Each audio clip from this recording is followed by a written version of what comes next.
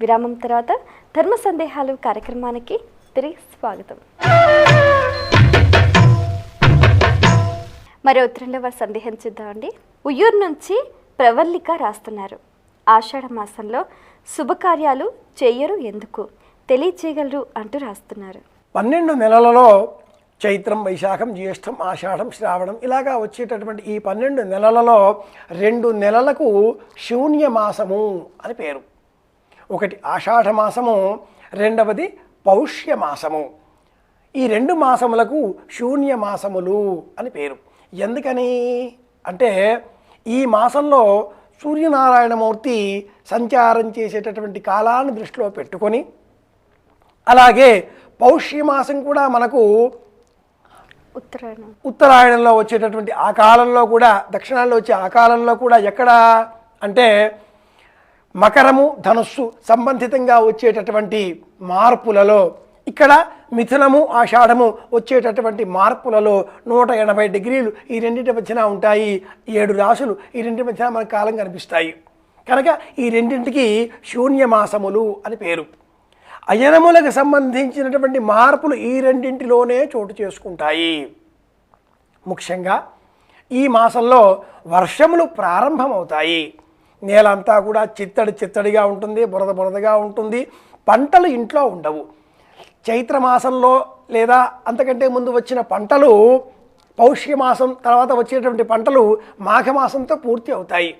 మళ్ళీ ఆషాఢంలో మనం సేద్యం చేసి ఆషాఢ పౌర్ణమి నాడు మనం ప్రారంభం చేస్తే, ఏరువాక అంటూ మనం కొత్తగా నాట్లు వేస్తే ఇవన్నీ కూడా మళ్ళీ మనకు దసరా, సంక్రాంతి ఆ పండగ కాలానికి అందుతాయి. కనుక ఈ మాసంలో కొత్తగా వివాహాదులేవి కూడా ఏర్పాటు చేయరు.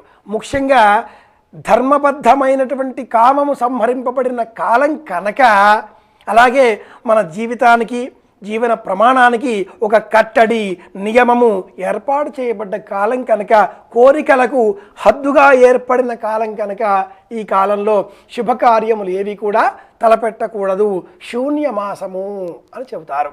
ఇలాంటిదే పౌష్యమాసం కూడా.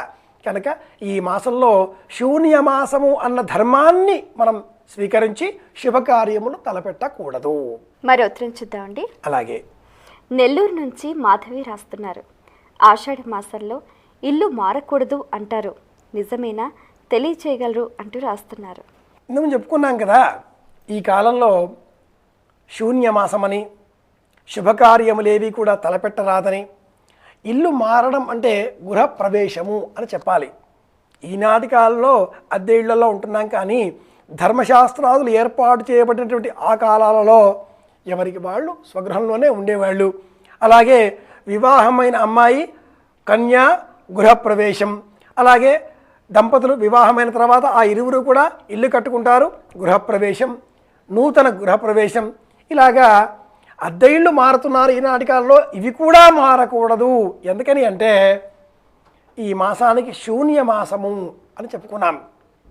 విశేషించి ఈ మాసంలో మృగశిర, ఆర్ద్ర, కార్తెలు దాటిపోయి పునరుసు కార్తె ప్రారంభం కాబోతుంది.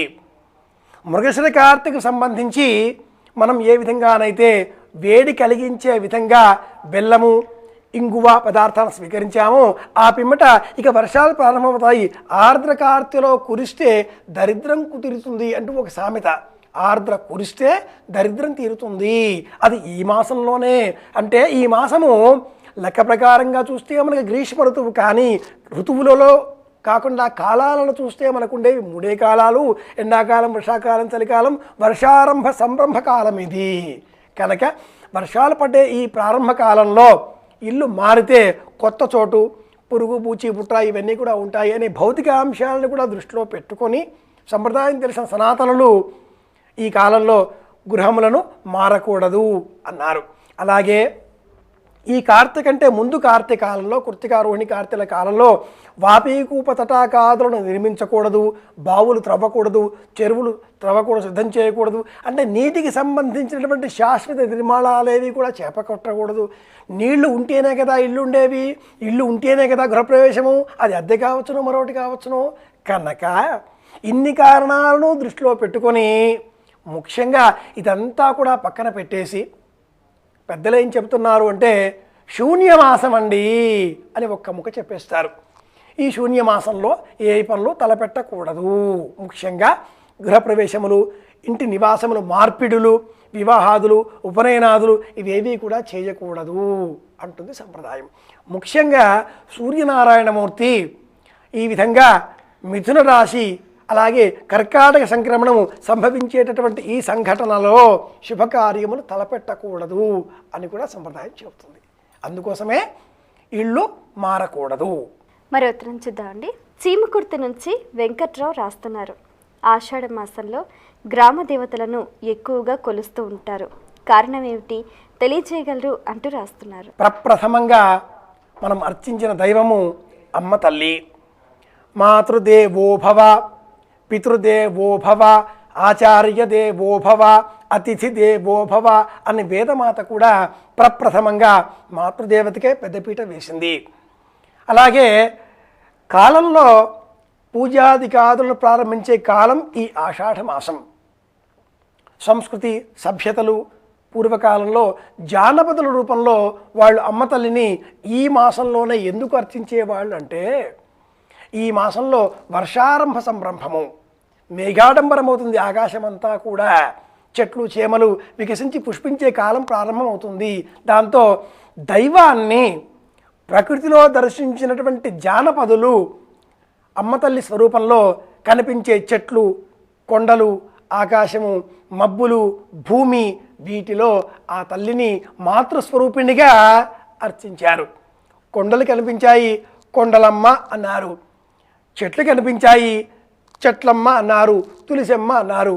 మబ్బులు కనిపించాయి, మబ్బుల తల్లి, మబ్బులమ్మ అన్నారు. నేల కనిపించింది, నేలమ్మ అన్నారు. హద్దు ఉంది, ఎల్లమ్మ అన్నారు. పోచే తల్లి, పోచమ్మ అన్నారు. ఇలాగా ఈ కాలంలో వర్షములు కురుస్తూ ఉంటాయి, ఎండలు కాస్తూ ఉంటాయి. ఈ జమిలి విషయంలో రెండింటి సంబంధంగా మనకు కొత్త కొత్త రోగాలు వస్తాయి కనుక ఇవేవీ రాకుండా ఉండే నిమిత్తమే కూడా అమ్మ తల్లినే. నాన్న అమ్మ ఇద్దరిలో జబ్బు వస్తే, మనకు జబ్బు వచ్చింది అనుకుందాం, ఎవరు రక్షిస్తారు? నాన్నగారు డబ్బులు ఇస్తారు, మందులు తీసుకొస్తారు. సంరక్షించేదెవరు? కడుపులో పెట్టుకుని ఆదరించేదెవరు? సేవలు చేసేదెవరు? సంరక్షించేదెవరు? అమ్మనే. కనుక అమ్మ తల్లి రూపంలో ఆ దైవాన్ని ఈ మాసంలోనే అర్చించాలి. ఈ సంప్రదాయానుగుణంగానే మనం చూస్తే తిరుపతమ్మ కావచ్చును, కొలుపులమ్మ కావచ్చును, మైసూరులో కానీ, నెల్లూరులో కానీ, తిరుపతిలో కానీ, కడపలో కానీ, భాగ్యనగరంలో కానీ, ఏ ప్రాంతంలో చూసినా, ఏ రాష్ట్రంలో చూసినా, ఎక్కడైనా కూడా ఈ మాసంలో గ్రామదేవత స్వరూపంలో అమ్మ తల్లిని ఆరాధన చేస్తారు. జనాలు నివసించే స్థలం గ్రామం, గ్రామానికి అధినాయకురాలు గ్రామదేవత, రక్షించే తల్లి కనుక దైవాన్ని ఈ రూపంలో ప్రకృతికి అనుగుణంగా అర్చనలు చేస్తారు. Pain fit herbal and oil సమర్పించు ధర్మ సందేహాలు కార్యక్రమంలో ఇప్పుడు స్వల్ప విరామం.